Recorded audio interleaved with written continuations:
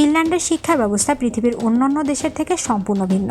এখানে একটি শিশুকে 7 বছর বয়সে স্কুলে ভর্তি করা হয় এবং 16 বছর পর্যন্ত একটি শিশু প্রাথমিক শিক্ষা গ্রহণ করে। এ সময় তাকে কোনো রকম পরীক্ষা দিতে হয় না, এমনকি করতে হয় না হোমওয়ার্ক। তাই জন্মের পরপরই শিশুরা পড়াশোনার প্রতি ভীত না হয়ে বরং নিজের স্বপ্ন পূরণ করতে উদ্যোগী হয়, যা তাকে ভবিষ্যতে সুখী মানুষ হিসেবে গড়ে তোলে। ছবির মতো সুন্দর দেশ, শহরগুলো গোছানো, পরিচ্ছন্ন সড়ক, রঙিন বাড়িঘর, সুদৃশ্য ভবনগুলো যেন অপরূপ প্রাকৃতির কোলে ফুটে থাকা ফুল। গাছগাছালি, ঝর্ণা, নদী, পাহাড়, টিলা, স্বচ্ছ পানির জলাধার। পুরো দেশে লেকের সংখ্যা প্রায় 1,80,000-এরও বেশি। মানুষের নেই অভাব অনুযোগ। খুনোখুনি তো দূরের কথা, চোর ডাকাত ছিনতাইকারীর উৎপাত নেই বললেই চলে। উন্নত দেশে যা যা থাকে সবই আছে ফিনল্যান্ডে। বহু বছর ধরে জাতিসংঘের সবচেয়ে সুখী দেশ ফিনল্যান্ড। টানা ষষ্ঠবারের মতো বিশ্বের সবচেয়ে সুখী দেশের তালিকায় শীর্ষস্থানে আছে ফিনল্যান্ড। তবে আপনি জেনে অবাক হবেন যে এই ফিনল্যান্ড বিশ্বের সবচেয়ে আত্মহত্যাপ্রবণ অঞ্চল। তবে কেন ফিনল্যান্ড বিশ্বের সবচেয়ে সুখী দেশ, এদের সুখের রহস্যই বা কি, সে সম্পর্কে জানব কতেকুরির এ পর্বে। ফিনল্যান্ড ইউরোপের সবচেয়ে উত্তরে অবস্থিত দেশগুলোর একটি। দেশটির বনভূমি এর সবচেয়ে গুরুত্বপূর্ণ প্রাকৃতিক সম্পদ, তাই এগুলোকে ফিনল্যান্ডের সবুজ সোনা নামে ডাকা হয়।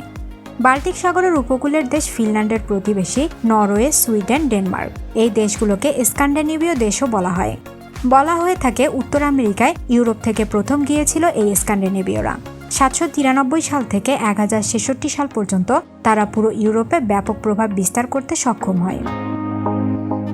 ইউরোপের শীতপ্রধান নর্ডিক অঞ্চলের দেশ ফিনল্যান্ড। জনসংখ্যায় মাত্র 55 লাখ। এর মধ্যে রাজধানী হেলসিঙ্কিতে বাস করে 2 লাখেরও বেশি মানুষ। এই শহরেই বেশি সংখ্যক অভিবাসীর বাস। তাদের সিংহভাগই সোমালিয়া এবং ভারতীয় বংশোদ্ভূত। ফিনল্যান্ডের বাসিন্দাদের বলা হয় ফিনিশ। তাদের ভাষার নামও ফিনিশ। দেশে মোট জনসংখ্যার 89% মানুষ ফিনিশ ভাষায় কথা বলে। তবে সুইডিশ ভাষাকেও গুরুত্ব দিয়ে শেখানো হয়। সেখানে প্রায় 72% মানুষ খ্রিস্টান। বাকি কিছু পরিমাণ হিন্দু, মুসলিম, বৌদ্ধ ইত্যাদি ধর্মে বিশ্বাসী। যেহেতু ফিনল্যান্ড একটি ইউরোপিয়ান সদস্যের দেশ, তাই ফিনল্যান্ডের জাতীয় মুদ্রার নাম হচ্ছে ইউরো এবং দেশটির সবচেয়ে জনবহুল এবং রাজধানীর নাম হলো হেলসিঙ্কি। ফিনল্যান্ডের অর্থনীতির ভিত্তি বনজ সম্পদ। প্রাকৃতিক ভারসাম্য বজায় রাখতে যেখানে একটি দেশের 25% এলাকায় বনভূমি থাকা দরকার, সেখানে ফিনল্যান্ডের 74%ই বনভূমি। কাঠ ফিনল্যান্ডের অন্যতম প্রধান প্রাকৃতিক সম্পদ। দেশ জুড়ে শত শত কারখানায় তৈরি হয় কাঠের নানা পণ্য। ফিনল্যান্ডের মোট রপ্তানি আয়ের 40% আসে এই রপ্তানি থেকে। পৃথিবীর মধ্যে সবথেকে বেশি পরিমাণ লেক কানাডা এবং ফিনল্যান্ডে দেখতে পাওয়া যায়। শুধুমাত্র ফিনল্যান্ডেই 1,87,000-এর বেশি লেক রয়েছে। এর মধ্যে লেক সাইমা হ্রদটি অন্যতম এবং আয়তনে সবথেকে বড়, যার আয়তন 4,400 বর্গ কিলোমিটার। বিশ্বের দ্বিতীয় দীর্ঘতম সুড়ঙ্গ রয়েছে ফিনল্যান্ডের দক্ষিণ দিকে। এই ওয়াটার টানেল নামে সুড়ঙ্গটি প্রায় 1 কিলোমিটার দীর্ঘ। এই সুড়ঙ্গ নির্মাণের উদ্দেশ্য ছিল রাজধানী হেলসিঙ্কির মানুষদের জন্য স্বচ্ছ জলের যোগান দেয়া। সুড়ঙ্গটি তৈরি করতে প্রায় 10 বছর সময় লেগেছিল। জাতিসংঘের উদ্যোগে প্রতি বছর বিশ্বের সুখী দেশের তালিকা প্রণয়ন করা হয়।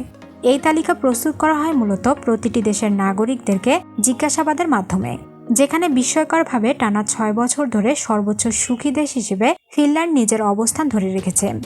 ফিনল্যান্ডকে সুখী দেশের সর্বোচ্চ আসনে অধিষ্ঠিত করতে যে বিষয়টি সবথেকে বেশি ভূমিকা পালন করে তা হলো দেশটির শিক্ষা ব্যবস্থা। ফিনল্যান্ডের শিক্ষা ব্যবস্থা পৃথিবীর অন্যান্য দেশের থেকে সম্পূর্ণ ভিন্ন।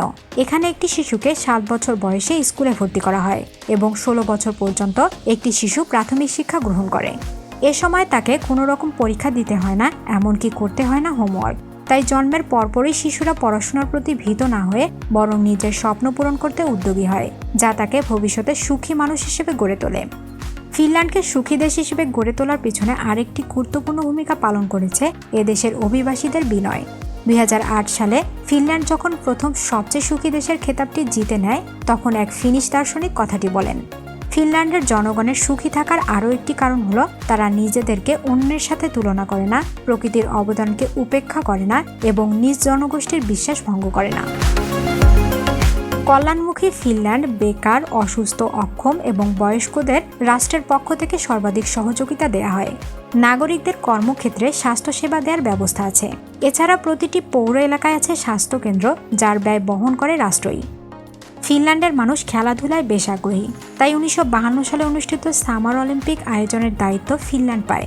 তখন রাজধানীর হেলসিঙ্কি শহরের বিভিন্ন জায়গায় অলিম্পিক খেলার আয়োজন করা হয়। 1952 সালে এই অলিম্পিকে বেশ কিছু দেশ প্রথমবার অংশগ্রহণ করে, যেমন ইন্দোনেশিয়া, হংকং, চীন, আয়ারল্যান্ড এবং ইসরায়েল। ওয়াইফ ক্যারিং নামক এক বিশেষ মজাদার দৌড় প্রতিযোগিতা হয় ফিনল্যান্ডে। এই খেলায় একজন পুরুষ তার সঙ্গী একজন মহিলাকে কাঁধে উল্টো করে দৌড়ায়। যে যুগল আগে পৌঁছায় তারা এই খেলায় বিজয়ী হয়। এই প্রতিযোগিতায় সাধারণত পুরুষ প্রতিযোগীর সাথে তার স্ত্রীরাই সঙ্গী হয়। ফিনল্যান্ডের মানুষ দুধ খেতে প্রচণ্ড ভালোবাসে। বিশেষ করে ফিনিশীয়রা সবচেয়ে বেশি দুধ পান করে, যেখানে বছরে প্রতি ব্যক্তি প্রায় 361.20 কেজি দুধ পান করে। তবে শুধু দুধ নয়, ফিনিশীয়রা দই, দুধের তৈরি আইসক্রিম এবং দুধ দিয়ে অন্য সকল রকম দ্রব্য খেতে তারা বেশ পছন্দ করে।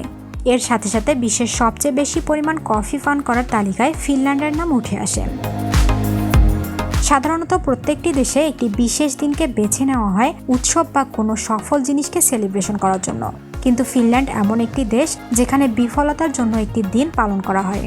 প্রত্যেক বছর 13ই অক্টোবর দিনটিকে ফিনল্যান্ডের মানুষ ন্যাশনাল ডে অফ ফেইলিউর হিসেবে পালন করে। পর্যটকদের জন্য ফিনল্যান্ড বেশ আকর্ষণীয় একটি জায়গা, যেখানে বেশ কিছু প্রাকৃতিক সৌন্দর্য রয়েছে যা পর্যটকরা একেবারেই মিস করতে চায় না। এ ধরনের ভিডিও নিয়মিত দেখতে চাইলে কতেকুড়ি সাবস্ক্রাইব করে পাশে থাকা বেল আইকনটিতে ক্লিক করুন। এই ভিডিওটি ভালো লাগলে লাইক করুন এবং বেশি বেশি করে শেয়ার করুন। ধন্যবাদ।